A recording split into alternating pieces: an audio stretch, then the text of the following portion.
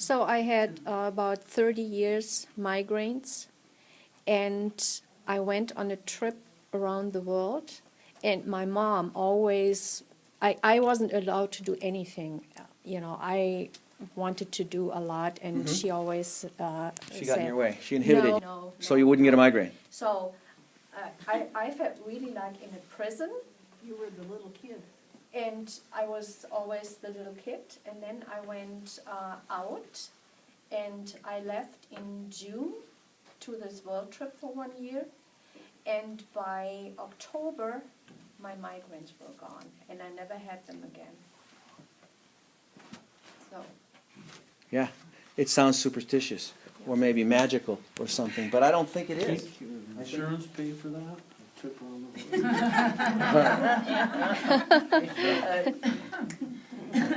I got some thoughts on the spiritual side. Personally, I don't think the Bible is the Word of God, but there's a lot of good stuff in there. And think about what it says about Jesus. First of all, it says, "As a man thinketh, so is he, and according to your faith, so shall it be unto you." That's powerful stuff. If you believe it, it's true.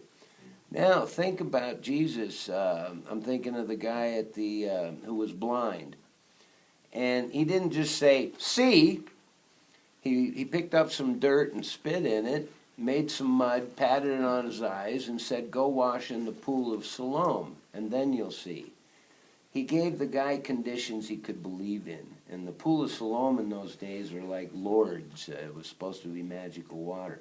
So imagine this guy tapping his way along to get to the pool of Siloam. I'm there. It's a magical pool. Jesus said, and then he could see. It fulfilled his conditions to believe.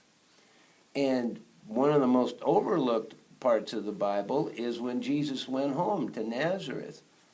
And it said there he could do no great work because of their unbelief.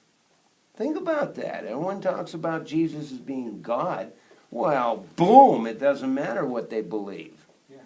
You know, you're healed because I say so. We knew him when he was 5 years old. Yeah, and they said, "Isn't this the prophet." carpenter's son Yeah, that yeah. spilled his potatoes on the floor? You're no prophet."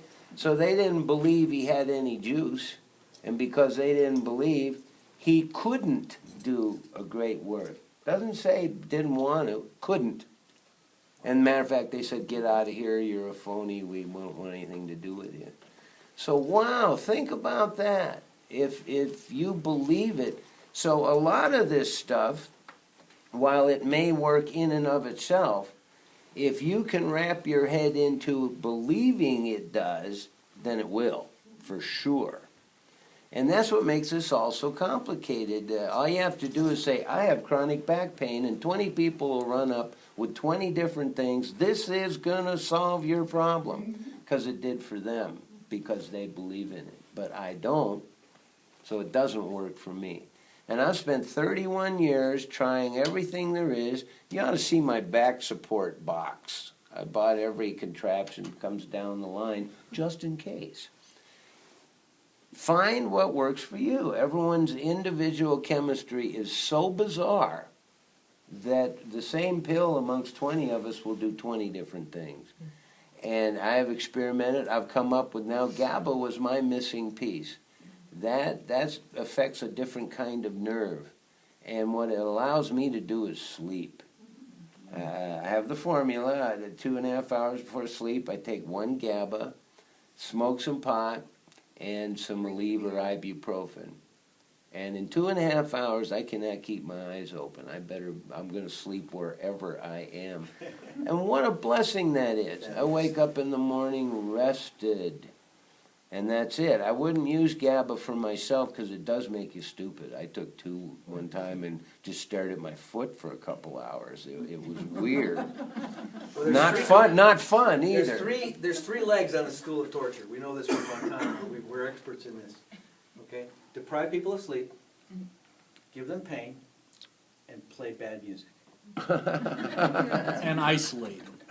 Yeah. So they Bad. went to All your right, doctor's office. Yeah. So don't play the Barney song. You know, play good music.